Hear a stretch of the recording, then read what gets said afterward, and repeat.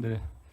아까 저 존경하는 김희정 의원님께서 뭐 이제 뭐 논문에 대한 뭐 표절 얘기를 하시는데 이게 제가 알기로는 이제 카피킬러라는 것도 있고 투르니틴이라는 기구도 있습니다. 여러 개가 있는데요. 보통 정상적인 논문 같은 경우도 10%에서 30%까지는 유사도 표절률이 걸립니다. 특히 인문사회 계열 같은 게 왜 그러냐면 인용, 각주 그런 게 많기 때문입니다. 보통 이제 학문적 표절이라는 거는 출처가 없이 타인의 고유한 아이디어 또는 분석 결과를 도용하는 겁니다. 단순히 유사한 문장의 비율로 판단하는 것은 아니고요. 특히 제가 보기에는 저기 후보님 거를 한번 한번 개인적으로 봤는데 그 정도 비율은 이것도 조건을 어느 정도 유금절이냐, 사음절 기준이냐, 팔음절 기준에 따라서 이 표절률이 나오는 결과가 다릅니다. 특히 제가 보기에는 아까 제가 자료를 좀 봤는데 후보 논문 같은 경우는 각주, 참고, 인용, 주석이 많습니다. 그리고 이제 제일 중요한 거는 해당 대학 칭화대에서 어떤 기준과 심층적인 판단으로 이러한 학술적인 문제에 대해서 정확하게 권위적으로 판정을 했냐는 건데 후보님 네, 그 대학교 뭐 판정할 때 뭐 표절이라는 판정 또 CNK 뭐 이런 그 검증 프로그램을 대학 내에서 돌렸을 거고 또 교수위원회에서도 심사를 했을 텐데 뭐 그런 얘기가 있었나요? 전혀 없었습니다. 전혀 아까 없었죠. 말씀드렸듯이 그 칭하 접근, 네, 예예예 말씀하십시오. 아, 예, 접근과 결론에 있어서 굉장히 도전적인 문제 제기였고 좀 색다른 결론이었다 이런 말씀을 들었고요. 그럼에도 불구하고 아까 김희정 의원님께서 그런 인용에 있어서의 완성도가 더 높았으면 좋겠다는 말씀을 주신 것에 대해서 감사드리고 제가 개인적으로 돌려보니까 다른 데서는 20% 정도대의 비율이 나오는 것도 맞습니다. 있어서 예, 그 정도 프로그램마다 좀 다른 것 같다 하는 것도 참고로 말씀드립니다. 제가 돌려보니까 20% 10% 후반에서 20% 초반으로 나오더라고요. 이게 그냥 조건이 다르고요. 보통 15%에서 30%까지는 정상적인 논문이라고 판단하는 게 여기 이제 학계에서는 그거고요. 그리고 중요한 거는 이러한 게 탈북자 인권 문제라는 논문 취지입니다.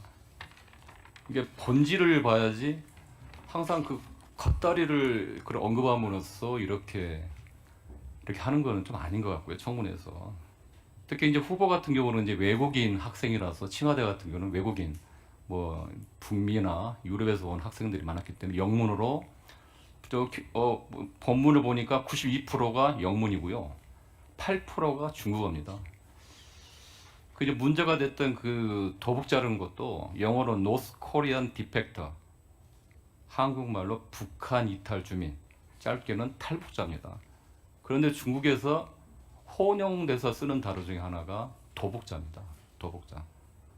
그 영어를 아마 이제 번역하는 과정에서 아마 썼던 것 같습니다. 그 당시에 아마 그런 단어를 많이 썼던 것 같고요. 그래서 제가 보기에는 이게 후보가 있던 그런 단어 몇 개, 내용과 맥락은 보지도 않고 후보자가 진짜 이거 중국과 한국을 왔다 갔다 하면서 땀과 노력이 담긴 논문입니다. 이걸 가지고 뭐 색깔론이니 아니면 이런 거 한다는 거는 그건 저 도의가 아니라 생각하고요. 특히 이제 탈북자 인권 문제 개선책을 모색한 취지에서 글에 이런 구절이 나옵니다. 중국과 유엔 난민국의 협력이 핵심이다. 그리고 경제적 문제로 자국을 떠난 사람 탈북자에 대해서 난민지위를 부여된다. 탈북민 보호를 주장하고 있습니다. 그 내용에. 그래서 전혀 하여튼 일부 언론이나 일부 그 위원님들이 말씀한 그런 탈북자 비하나 그런 내용은 전혀 없다는 거 다시 한번 강조를 하고요. 우리나라 같은 경우도 탈북자에 대해서 귀순자, 북한 이탈 중민 이런 식으로 다양한 표현을 써왔습니다. 시대에 따라서 다른 거고요. 그래서 더 이상 이런 문제 가지고 논란을 더 이상 안 했으면 좋겠습니다. 다른 질문하겠습니다. 그 윤석열 정권 3년 동안의 실패, 구체적으로 후보가 보시기에는 여러 가지 원인이 있는데 특히 제2의 IMF를 위기라 할 정도로 상당히 경제가 망가졌는데 그 구체적으로 원인이 뭐라고 보십니까, 후보께서는?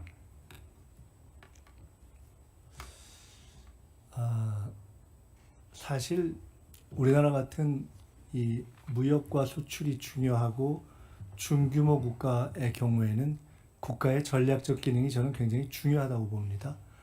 산업화 과정에서 박정희 대통령이 그랬고, IMF 극복 과정에서 김대중 대통령이 그랬고, 그 한미 FTA 구축 과정에서 노무현 대통령이 그랬고, 사실은 국가가 전략을 어떻게 설정하느냐가 매우 중요합니다. 경우는 다르지만 노태우 대통령이 북방국가 전략을 쓴 것도 크게 보면 당시 경제 전략에 영향을 미쳤다고 봅니다.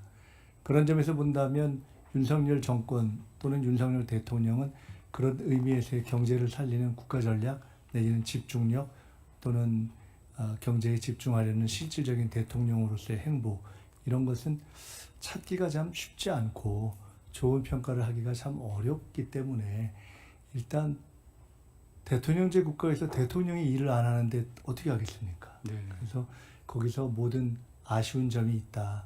그런 과정에서 또 우리 경제도 참 어렵고, 그런데 누구도 이것을 내놓고 역동성을 가지고 살리도록 풀어나가는 그런 구심이 형성 안 된 채 지난 3년, 가장 어려운 3년, 가장 중요한 3년이 지나간 것이 우리로서는 뼈아프고, 그러나 그렇기 때문에 지금이라도 집중해야 한다, 이렇게 생각합니다. 저는 이제 후보가 가는 이 강점이 이제 많다고 생각합니다. 국제적인 감각, 그 전략적인 판단, 그리고 통합 능력, 그리고 소통 능력, 그리고 약자에 대한 공감 능력. 그 중에서 가장 중요한 건 제가 보면 위관리 능력이 좀 많다고 좀 봅니다. 후보께서요. 새로운 국무총리는 그 이재명 대통령의 국정 파트너로서 국가도 통합하고 위기를 관리할 준비된 리더십이 필요합니다. 제가 이제 후보의 이제 경력을 보다 보면 세 가지를 이제 볼 수 있을 것 같아요. IMF 외환위기 국복, 두 번째는 코로나 위기 국복, 세 번째는 불법 계엄 저지입니다. 첫 번째 IMF 외환위기 극복. 1997년대 97년 그 김대중 대통령 비서실장으로 있으면서 초선에도 불구하고 IMF 비상경제대책위원회 대변인으로 활동하면서 IMF 극복하는데 결정적인 역할을 했습니다. 또 그 당시 국정조사 특위에도 참여를 해서 그러한 경험들이 아마 지금 민생위기 제2의 IMF 위기를 극복하는데 큰 자산이 될 거라 생각하고요. 두 번째가 2020년부터 2023년까지 국회 보건복지위원장 있을 때 코로나가 있었습니다. 백신 공급 문제를 상당히 어려울 때 정부 청와대와 협의를 해가지고 사회적 거리두기 그리고 전국민 재난지원금을 필요성을 제일 먼저 주장한 걸로 알고 있습니다. 그리고 K 방역을 성공하고 그리고 WHO 글로벌 바이오 인력 양성 허브 이슈를 선도했습니다. 세 번째는 불법 계엄 저지입니다. 2024년 8월 17일 아마 대부분 사람들은 그 당시 국방위에서 후보께서 계엄이 있다는 것을 말할 때 다 저 본 의원도 좀 이해를 못했습니다. 근데 그게 통찰력입니다. 정치적 통찰력 보는데 국방장관 교체는 국지전, 북풍 조성을 통한 계엄령 준비작전이라고 최초로 공론화했습니다. 그리고 9월 달에는 계엄법 개정안을 대표 발의했습니다. 그리고 아까 후보께서 말씀하셨듯이 1985년 미문화 정권 농성이 2025년 빛의 혁명으로 이어진 것입니다. 저는 후보가 그동안 18년 동안은 그간 겪은 고초와 역경 그런 것이 결국은 준비된 리더십, 내공, 통찰력이라고 봅니다. 그 책석에 보면 이런 구절이 나옵니다. 정치인 이재명과 김대중의 삶이 닮았다. 지독한 개인의 고난의 개인사에서 쌓인 내공이 국가의 어려움 극복에 절묘한 자산이 됐다. 저는 이 구절이 김민석 후보에게도 정확하게 적용이 된다고 좀 생각합니다. 저는 하여튼 뭐 후보께서 제2의 IMF라고 이렇게 규정했을 때 IMF를 경험하고 그러한 자산이 아마 총리가 되시면 큰 역할이 되실 거라 생각하고요. 향후에 아마 후보자가 이제 국무총리가 되시면 이 제2의 IMF 대해서 어떤 각오로 이제 대비를 하고 뭐 구체적인 계획이나. 저는 김대중 대통령께서 IMF를 국민과 함께 정말 어려울 때 극복했던 것처럼 IMF보다 더 어려운 제2의 IMF지만은 이재명 대통령께서 국민과 함께 반드시 극복하고 돌파하고 위기를 극복해서 선진국으로 정착시킬 것이다라는 확신을 가지고 있습니다. 그리고 IMF 때 김대중 대통령과 보수의 지도자들이셨던 김종필, 박태준 이 지도자들께서 손을 잡고 어려운 시기를 함께 넘기셨던 것처럼 지금은 보수 정치를 해왔던 정치인들과 그것을 지지해왔던 국민들도 이 위기 극복을 위해서 최소한 2년 전력으로 저는 힘을 합쳐주셔야 될 때다 이렇게 확신을 갖고 믿고 있습니다. 그렇게 하면 위기는 극복될 것입니다. 그 과정에서 저는 작은 힘을 보태면서 참모장으로 역할하겠다 하는 생각을 가지고 있습니다.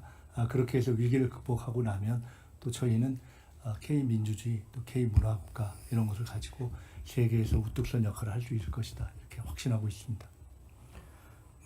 최현일 의원님 수고하셨습니다.